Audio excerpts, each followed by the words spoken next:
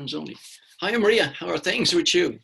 Alec, lovely to see you again. Thank you very much for having me. All good, No, I should it's say. great. It's great, and you've been spared now the memory challenge of going back to school days because we had that conversation earlier in the year. So we're going to pick it up from 2020 because your world has significantly changed in terms of business. So as a businesswoman, as a business, and everything that's happened, there's a fascinating story here. So let's pick it up from 2020. What was happening New Year's Eve, 2019, 2020?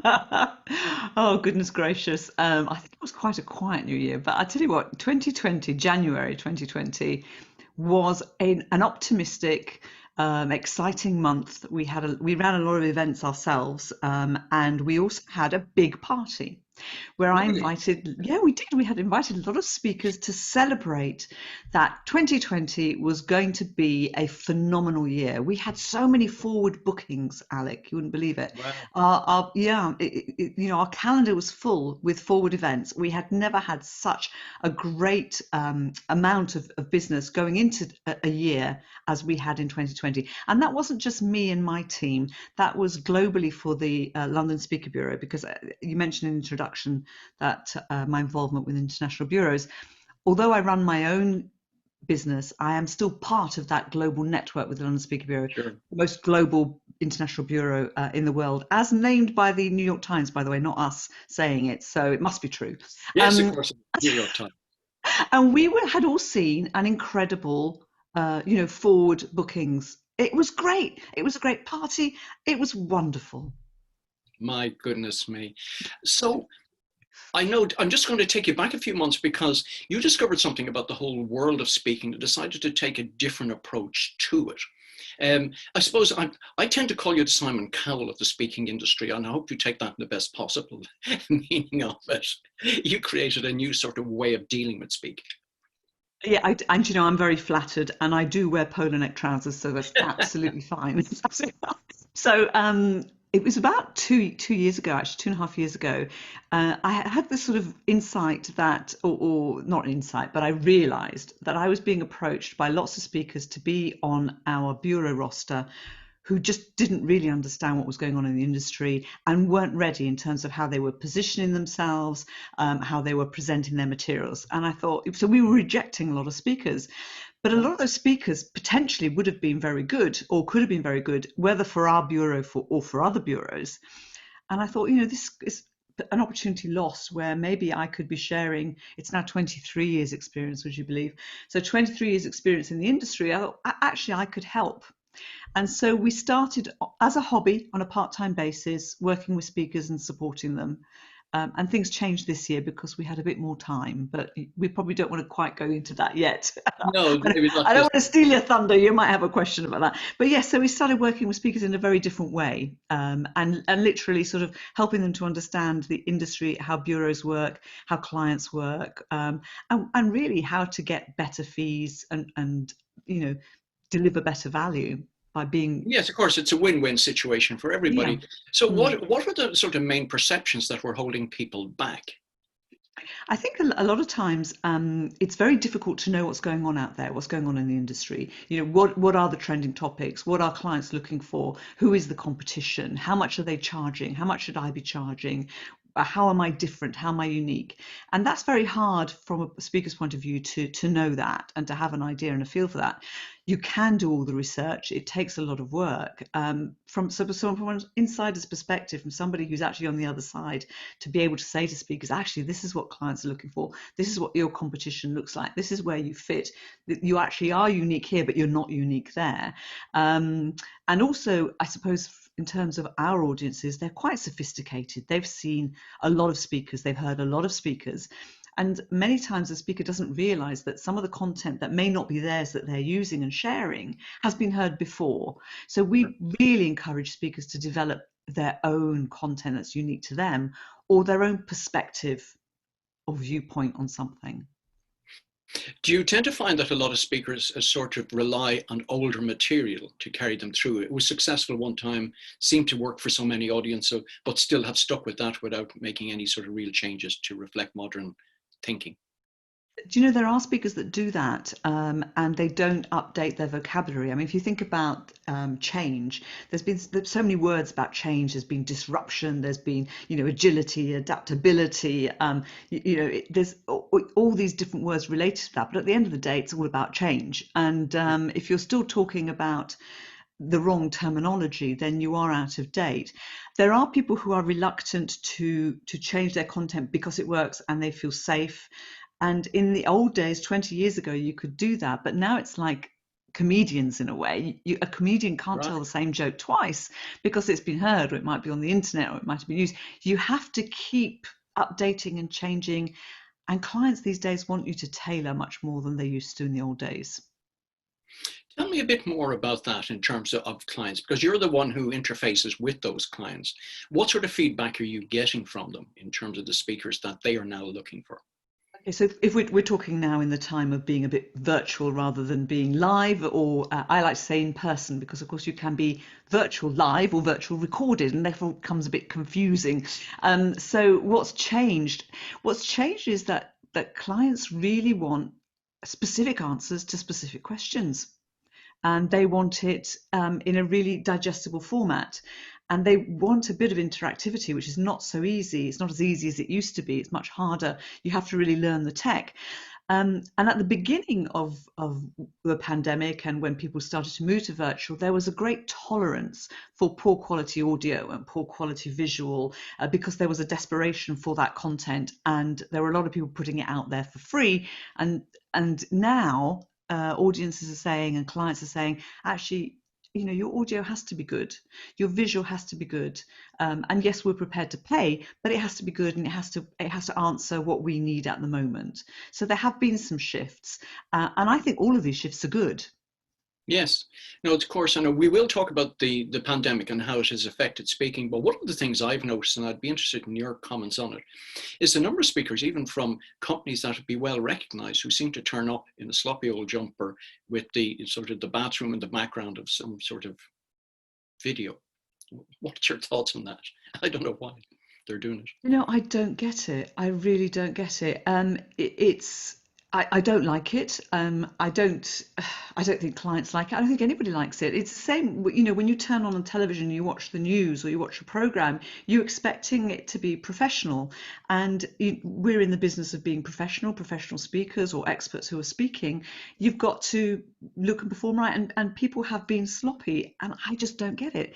I think it's because they're at home and they feel that they can relax, but it's not the right way to do things. I like the way you made the sort of slight shift there from professional speakers to experts that are speaking. Perhaps just talk about that for a couple of minutes, because people don't tend to get it. Okay. Well, my definition, and there might be other definitions out there, but the way I think a professional speaker is somebody who speaks for a living, and that's what they do. They get paid to speak and they don't do anything else. And then I believe that there are experts or specialists or people who are in a role, who then are paid to speak. So they don't speak full time. They will be doing other things too. And so that's my differentiation. And a professional speaker should be very professional. An expert who speaks, you might be a little bit, you might say, okay, I'll let them off a little bit, because actually you might have an immunologist or a virologist who's talking about and giving you some advice on what to do, about how not to spread disease, how to protect yourselves. You're going to be a bit more tolerant of that because you really want to know that content, and you'll let them off that they are in their living room and maybe they have got a cup of tea or whatever. You actually will put up with it. But a professional speaker, you've got to look the part and you've got to do it right. We'll go back to the beginning of the year, as I said, in terms of great expectations, a lot of things happening around the globe. After this sort of initial shock of what was going on, how did people react to it? How did you react to it? Or how were you forced to react to it, I suppose, is even a better question. Okay, well, for us, it started quite early. I mean, obviously not as early as it started in Asia, but we had big events booked in February, Yeah. and they were booked in Singapore, and Malaysia, and so we were alerted very early on, because at that time, the countries were literally saying you're not allowed to run big events, it's stopping. And so I actually had one of the most senior people in the company that I work with very regularly wanting to speak to me on the phone, and they never had. I was always speaking to the number two. I certainly wasn't speaking to the president, and suddenly the president wants to come on the phone. It's a very big American corporation. I'm thinking, okay, what's going on? Because although we were aware of it, we weren't sort of reacting to it here in Europe at all. So this was early February, and he came onto the phone to me and said, listen, the government said we can't run our event, we can't do it. We've got 3 speakers booked with you for the first day. We've got other speakers booked, etc. What do we do and how do we handle it? We can't run it.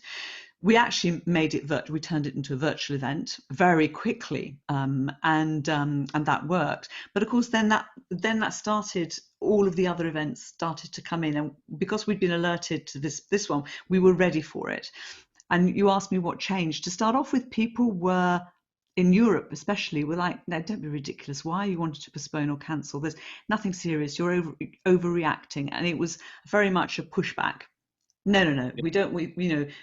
It was speakers pushing back. Why are you postponing? No, this is a cancellation. Give me a cancellation. And then, of course, very quickly in March, the door shut. And it was actually, Mr. Speaker, you can't get there. It's not safe for you to travel.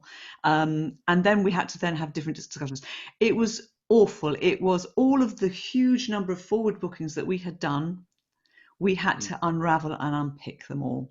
Some people were very good. Some people were not. Some clients wanted their money back. Some speakers wanted to be paid in advance. And we had to treat every single case as an individual case. We could not do a blanket decision. It's fantastic. I mean, while I know you don't appreciate these sort of challenges in business, they certainly make you a lot more resilient in going forward. In terms of that initial sort of conference that you had booked, the thought of going virtual, that must, I mean, how do you handle that sort of challenge in such a short space of time? And because we haven't been doing too much virtual stuff up to that. But for me, it was easy because I was only on the speaker side. For the client, the challenge was for them to set up the technology and get it all right. All I had to do was convince the speakers, you need to now change how you present and you need to sort out decent camera, and very fortunately, these guys were people who were actually, one was very techy, one was very much into performance. So with the people that we had, actually knew about making themselves look good on camera or on screen and weren't fazed by it. Other people have been fazed by it. So we managed to do that. And all credit to the client. The client made it happen. And we just reacted to the format they wanted to use, and the speakers handled it, and they were terrific. What did happen, because the speakers were flying in from different areas, it meant that they were speaking in a different time zone than they normally would have been, because normally you'd go over, you'd acclimatize, and so they were speaking at weird times. But apart from that, they handled it perfectly. I mean, of course, there's another part of the whole equation, and that's about audience expectation. That must have been quite difficult, I suppose, from the client's perspective to manage, but also you would have had to support the client in managing that. Absolutely, and we did have to make some changes because the experience wasn't going to be the same. But what was interesting is that and we've seen this happen now as well, but we saw that this early on, that the audience numbers we expected actually became much bigger, because people who would not have been able to travel previously because of whatever commitments they had at home actually now could dial in and participate. And that we're seeing that a lot. We're seeing a lot more of that, where normally an event might have a few hundred people, and then you say, well, how many are you expecting this time? Oh, actually, we're expecting 2,000. Wow. And it's like, wow. So there is an advantage. There is an upside in that you can involve many more people. Yes, so the new opportunities presented themselves. So as you sort of rolled forward into March, I suppose people were coming and saying, okay, I'm afraid we're going to have to cancel this. Obviously, you were having to respond by saying, well, you could do it virtually. So, and then teach a whole set of skills to people and how to manage that. We didn't get involved ourselves in teaching it because it's not our area of expertise. What we did do, though, we did help the speakers and advise them on a certain level. I mean, so I wasn't advising the clients because that's not my area at all. But with speakers, we were helping them and we were connecting them up with experts. And we started also running virtual programs to help them to adapt.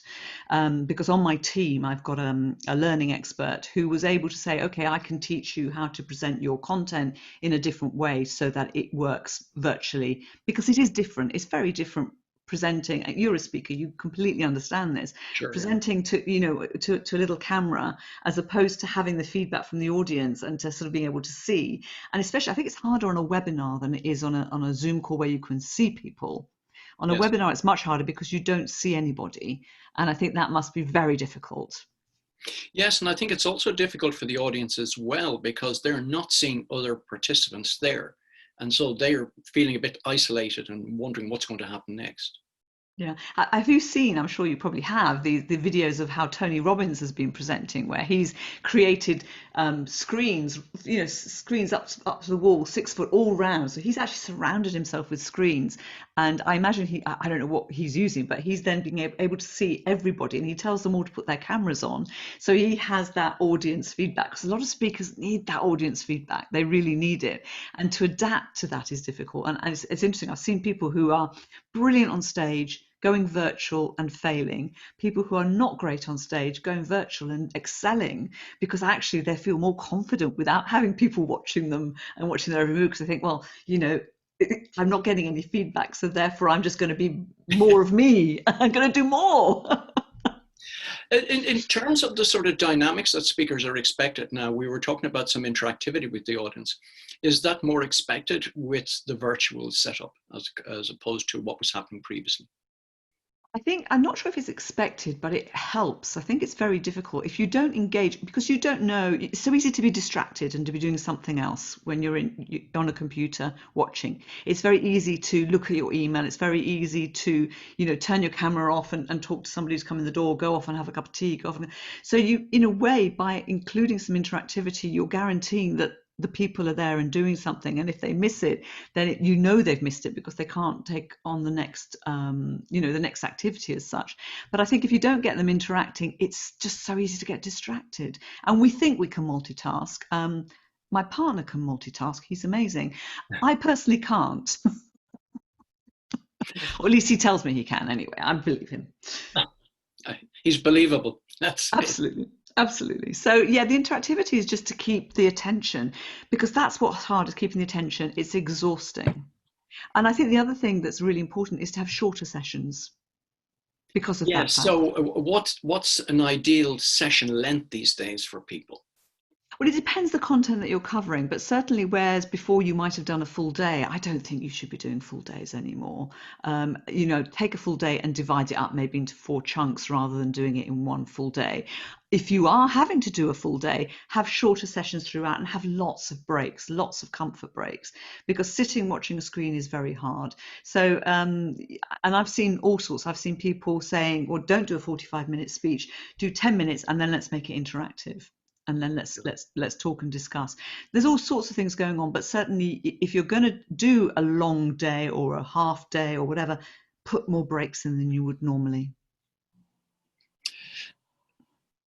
Changes are happening, and we've sort of bedded into those, and I think it's fair to say we're accepting those into 2021 at the very least. What are the challenges now facing you as we come into the last quarter of the year? What do you see happening? I suppose at the moment the challenge is, are we going to go into a second lockdown? And I suspect we are. And what effect is going to be? What effect is that going to have on us? And the other challenges are that there have been shoots, green shoots of optimism, where certain regions of the world have started to have live events. Right. And that's really encouraging and exciting. And it's like, well, what about me too? What about me here? When can I do it? When can I do that? So that's a bit challenging. But I suppose it's to keep the momentum going. And I mean, the changes that are going to happen as well in the UK, we're seeing the end of the furlough scheme at the end of October. That's going to have a knock-on effect for businesses. It's going to have a knock-on effect for staff. And we can't imagine how big an effect it's going to have, because we don't know how many people will not be working in November, and that's going to affect things like the housing market. It's going to affect things like, the topics that clients are going to want to be talking about. It will touch every area of society, really. And I've got my fingers crossed that something will change, that we can limit the number of people that are going to be unemployed. Yes, and that certainly is going to be a challenge. In terms of topics, what do you see as the upcoming topics that speakers should be looking at to help engage their audiences? Yeah, so I mean, obviously, the things at the moment is, your target market, your target audience, whatever that happens to be. What are the problems they're facing at the moment because of the situation, because of the pandemic? What are the problems, and what are the things that they want to achieve? So some of the problems that many are experiencing, they've been experiencing for months. How do we engage our employees when they're all working from home? And the fact is that they're probably going to be working from home for some time more. How do we keep them engaged? How do we keep them learning? How do we keep them enthusiastic? How do we keep them motivated? If we're going back into our offices at some point, and if people are coming off of furlough, how do we deal with the fact that some people have been paid to not work, while others have been trying to keep the company going all these months and been working all hours? How do we deal with that imbalance? Because we're all about fairness. We all want to be treated fairly, and that people will think, actually, I've kept your job going, you've come back. So we're going to have some conflict resolution. The communication thing is a big one always. Mental health is a big one. I keep saying to people that I think there's going to be some PTSD, post-traumatic stress, Yeah. as a result of when this is over as well. So and getting business back, getting business working. There are businesses that are thriving. There are Yes, businesses of that are course. doing really well. It does depend how you look at things in many ways. I think one of the great abilities of SME business is their ability to pivot, particularly in the face of serious challenges. I think we're already seeing that across so many sectors. What about the other topics, though, that larger organizations seem to be interested in, like AI and resilience would have been one, which I know is still relevant, but there was a lot of futurism. There's another one. Well, where are they now fitting within the sort of gambit of the speaking world? Those topics are always there, and they're always relevant, and they'll continue to be. And anything related to people is always relevant, about helping people to, perform better, more productive. The resilience absolutely is even more important these days. So those fit. Future economy, absolutely. Everybody wants to know what's happening, what's going to change, what is changing, what are the trends that we're seeing, and what's the future of work going to be? Are we going to be having to live with this? Or are we going to be over this? Because we don't know. There's a lot of that we just don't know. So yeah, those topics completely still relevant. In terms of the international speaking business, has virtual managed to replace most of it, or what percentage has sort of virtual speaking managed to, consume of what was there that you were celebrating at the beginning of the year? Yeah, really good question. So I can tell you from the point of view of the global figures for London Speaker Bureau. I can't tell you globally because there is no research. If someone does it, that'd be brilliant. I'd love to see that. So for us, 75% of our bookings at the moment are virtual. So Okay. that means 25% are still the in-person, but they are in the future. Then they're really sort of a bit late, or they're in the markets which have opened up and are allowing those things to happen. And although I'm a really bad futurist, I do believe that as soon as we can get together, there's going to be a huge desire to do that. Because it's what we like to do. We like to connect, conferences, meetings, and events. We always think about it because we're a speaker bureau. Oh, it's about the speaker. It's not really. It's about people getting together. The speaker facilitates an interesting discussion and a conversation and might get you to go, but the reality is you stay because you want to connect with your peers and have a chat and meet and network. So as soon as people can, they're going to do it. I'd like to probably spend a few minutes just talking about speakers themselves. Obviously, they come in at all sorts of different levels with different expectations that are there. You have particular requirements. Perhaps you might talk about speakers from your own perspective of the challenges they face and maybe to suggest some tips that might help them. I think the big challenge that most speakers face is positioning themselves correctly so that they appeal to the right audience, and that they're speaking the language and they're saying this is what I can bring. And the thing that many speakers struggle with is actually articulating the value that they bring, the results that they bring, the outcomes. They don't always speak in that language. Often when you say to a speaker, what's your fee, they will base it on the time it takes to Right. either prepare or the time involved in delivering it. And it's like, well, actually that's not a great way to do that. It should be about what's the value, the expertise, the experience, the results. So I think the really big challenge for speakers and for us, if the speaker can't do it, is to articulate what is the result of my coming to participate in whatever format I am going to participate in at your event, your conference, your training. What is the outcome going to be? And not enough of us, of the speakers and the bureaus, are focusing on that. We're focusing instead on what's the brief, how long is the time that you have, what is the slot you want to fill.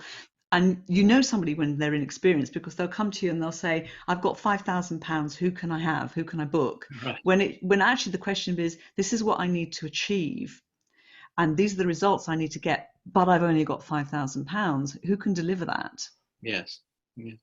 I suppose so many speakers feel the imposter syndrome. I haven't walked on the moon. I haven't climbed, the 7 mountains of the world. How do you help them get over that they have value and knowledge to bring to an audience?